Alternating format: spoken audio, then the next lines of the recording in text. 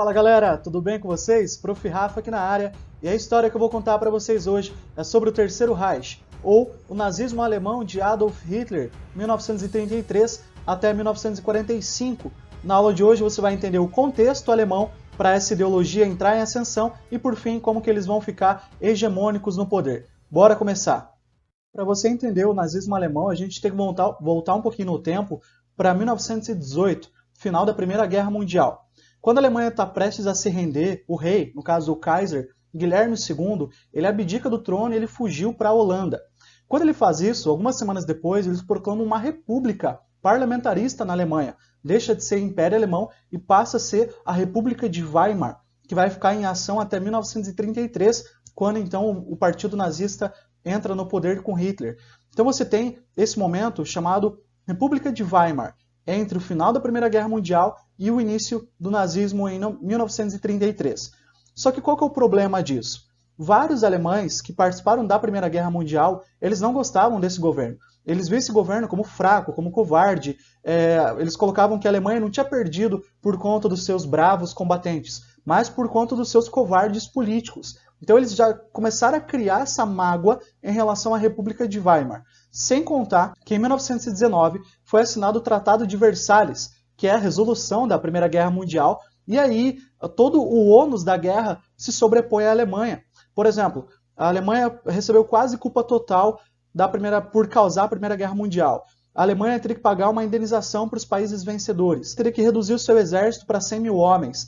A Alemanha teria que ceder suas terras coloniais na África para os países que ganharam. A Alemanha perdeu alguns territórios europeus. 1/5 das indústrias alemãs vão para as mãos dos aliados que venceram a Primeira Guerra Mundial. Então muita gente da Alemanha começa a olhar o Tratado de Versalhes com uma certa mágoa, no sentido de, olha, nós estamos nos sentindo humilhados pelo tratado. Então, esse rancor ele vai ser criado por muitas pessoas em relação ao rei ter abandonado a Alemanha, em relação à República de Weimar, na visão deles ser uma república fraca, já que assinou o Tratado de Paz, e também por conta do Tratado de Versalhes, que teria pressionado e arrasado com a Alemanha, já que eles teriam uma dívida gigante agora para resolver, né, por conta da indenização nos bilhões de marcos que a Alemanha teria que pagar. Então tudo isso vai criando um sentimento de revanchismo. Não é à toa que a Segunda Guerra Mundial é a continuação da Primeira, porque é a Primeira Guerra Mundial mal resolvida.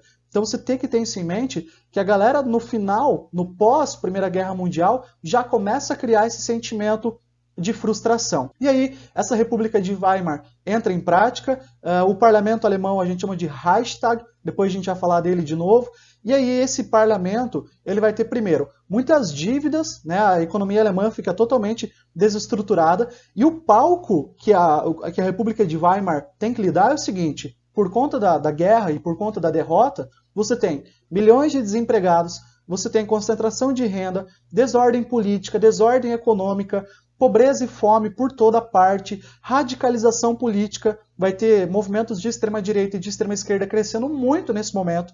E aí, de um lado, você tinha a extrema-direita acusando a República de Weimar de permitir com que grupos socialistas ascendessem, ganhassem uma popularidade, ou que movimentos operários ganhassem uma certa relevância, e de outro lado você tinha a extrema-esquerda acusando totalmente o capitalismo, totalmente o liberalismo.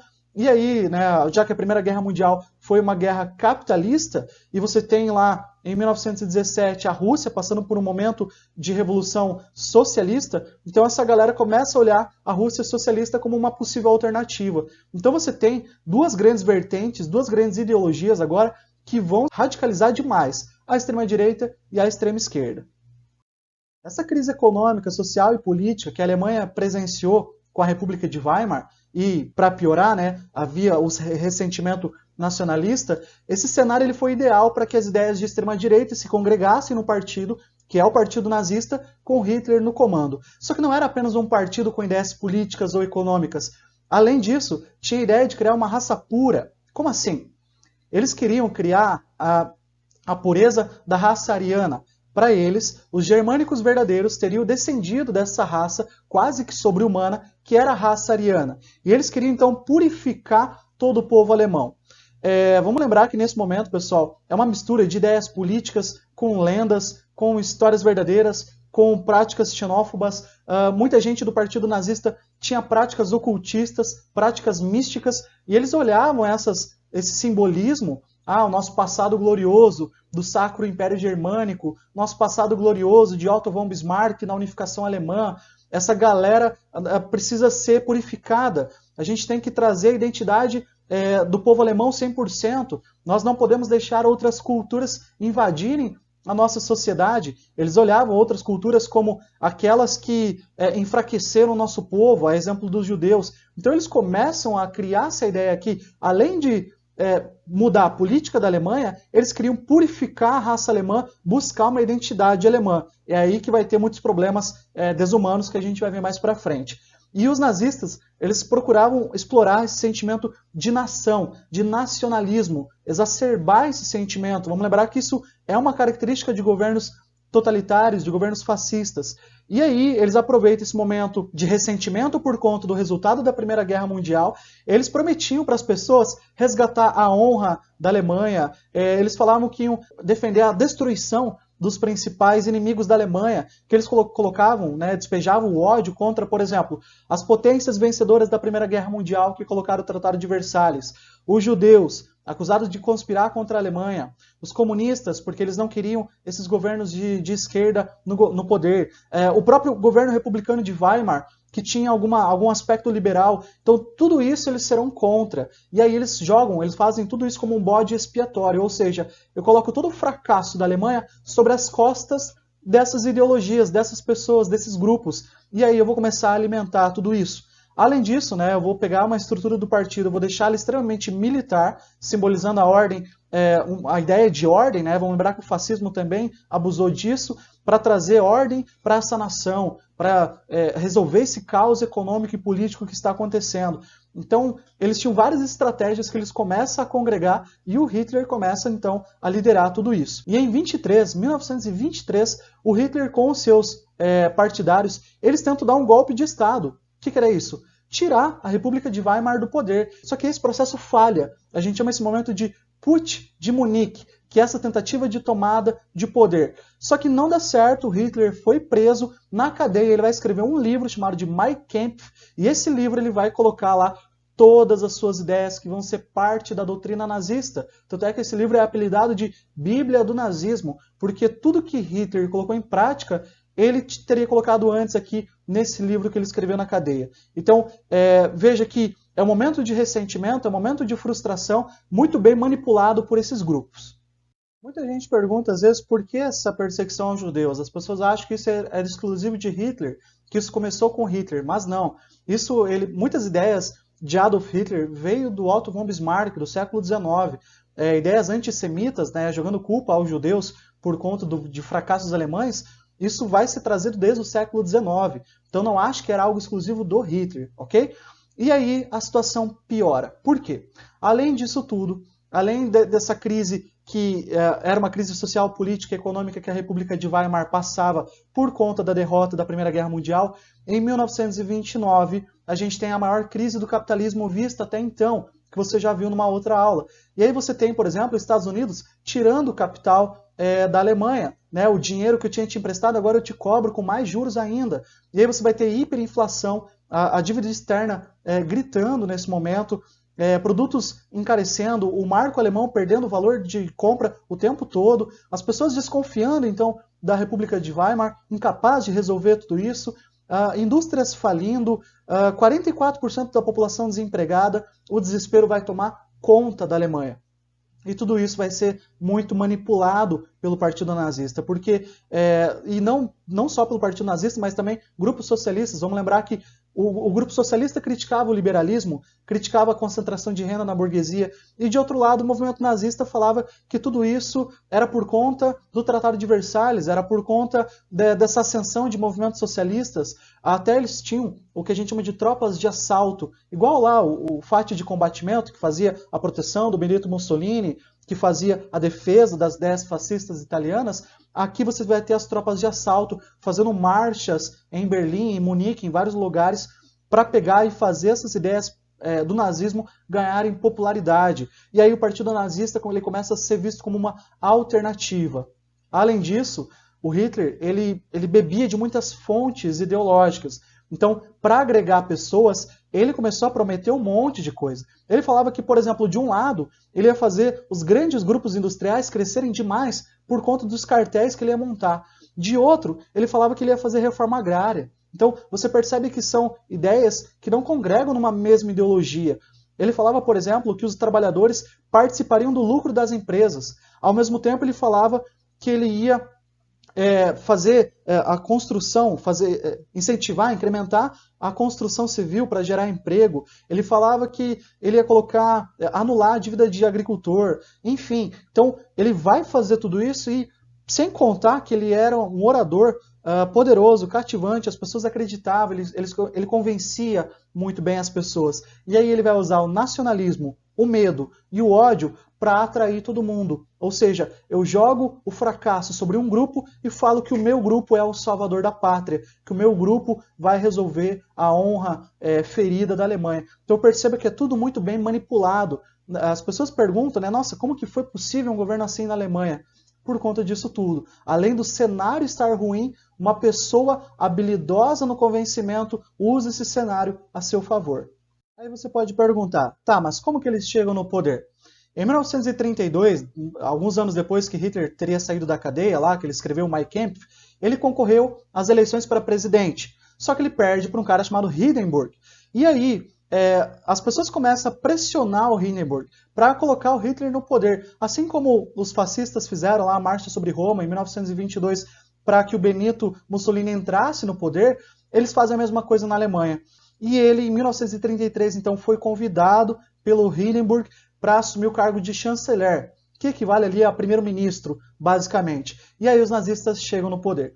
Mas, para alimentar todo esse fogo nazista, você tem que lembrar de duas coisas. A primeira delas é que um mês depois que o Hitler entrou no poder, o parlamento alemão foi incendiado, o Reichstag foi incendiado.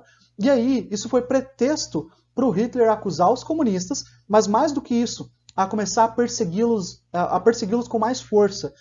Há quem diga que o próprio parlamento foi queimado pelos nazistas justamente para que eles acusassem outro grupo que eles perseguiriam para suprimir essa galera. Igual o Getúlio Vargas fez aqui, né, no Brasil com o Plano Cohen, lá em 1937, acusou os comunistas de conspirar contra o poder para o próprio Getúlio dar um golpe e começar o Estado Novo. Aqui é a mesma coisa. O Hitler usou o incêndio do Reichstag para usar como pretexto para, primeiro, prender todas as lideranças de esquerda, as lideranças socialistas. Todos os partidos foram proibidos, apenas o partido nazista poderia existir, igual lá no partido fascista italiano. O Hitler começa a concentrar muito poder, vai chegar um momento que o presidente Hindenburg ele morreu, e aí o Hitler concentra mais poderes ainda, então a ditadura nazista ela vai ganhar força nesse momento. A partir de 1933, quando Hitler, além de usar o incêndio como pretexto para perseguir essa galera, anos depois o presidente morre e aí ele concentra mais poderes sobre ele. E aí começa o que a gente chama de Terceiro Reich, em 1933. Se esse é o Terceiro Reich, tem o primeiro e tem o segundo, né? As pessoas às vezes perguntam quais são eles. O primeiro se refere ao Sacro Império Germânico, lá da Idade Média, que vai acabar na Idade Contemporânea com Napoleão. Então esse teria sido o primeiro Reich alemão. O segundo Reich foi Otto von Bismarck na unificação alemã. E agora Adolf Hitler, terceiro Reich, ele vai ter o pan-germanismo aflorado, né, igual o Otto von Bismarck. Ele vai ter também essa ideia que ele seria o líder, o guia supremo da nação, o Führer. E aí tem duas ideias que eu quero que você lembre que são bastante importantes para esse momento, porque o Partido Nazista usou essas duas ideias para aumentar a sua popularidade, que são elas. Primeira ideia, pan-germanismo, unir os povos germânicos em torno de uma nação pura, ariana. Vamos lembrar que pan significa união, germanismo, povos germânicos. Então, tinham vários alemães espalhados ali pela Europa, eu quero congregá-los, todos eles numa nação só. E uma outra ideia é o espaço vital, o Lebensraum. O que é isso? Eles, como se consideravam uma raça superior, então o resto é inferior. Essa galera inferior tem que ser dominada. Por quê? Porque eu quero garantir território para a nação alemã prosperar. Esse território que eu tenho não basta. É aí que entra a ideia de expansionismo. Então essas duas ideias vão ser ideias chaves desse momento. E aí você combina tudo isso com belicismo, né? Vou fomentar a indústria bélica, o nacionalismo exagerado, o racismo, colocar uma raça como bode expiatório e culpá-la por todas as desgraças alemãs. E tudo isso, boa parte da população recebe de braços abertos. Pessoas que estavam sem perspectiva de futuro, agora podem dominar o mundo. Então tudo isso era muito sedutor para muitas pessoas. E uma curiosidade para você, essas marcas que você está vendo aí fizeram parte do governo nazista. What? Receberam colaboração, até recentemente elas admitiram que receberam benefícios do partido nazista, até algumas usaram a mão de obra dos campos de concentração, que eram os judeus aprisionados que estavam lá, e o governo, recentemente, da Alemanha, pediu perdão pelos crimes nazistas e também reconheceu colaborar com essas empresas entre 1933 e 1945. Então fica aí o convite para reflexão, o que você acha sobre tudo isso. Bom, para a gente finalizar, então, só fazendo uma recapitulação, você viu hoje o contexto que foi montado, ou que se montou, né, para que o partido nazista ganhasse popularidade. Você viu também, então, como que eles chegam no poder em 1933, o Hitler convidado pelo presidente Hindenburg para ser o chanceler, e aí algumas ideias que vão congregar no partido nazista, que são nacionalismo, racismo, belicismo, pan-germanismo, espaço vital e outras características. Eu espero que você tenha gostado, muito obrigado pela atenção, diga tchau. Now the world don't move to the beat of just one drum. What might be right for you may not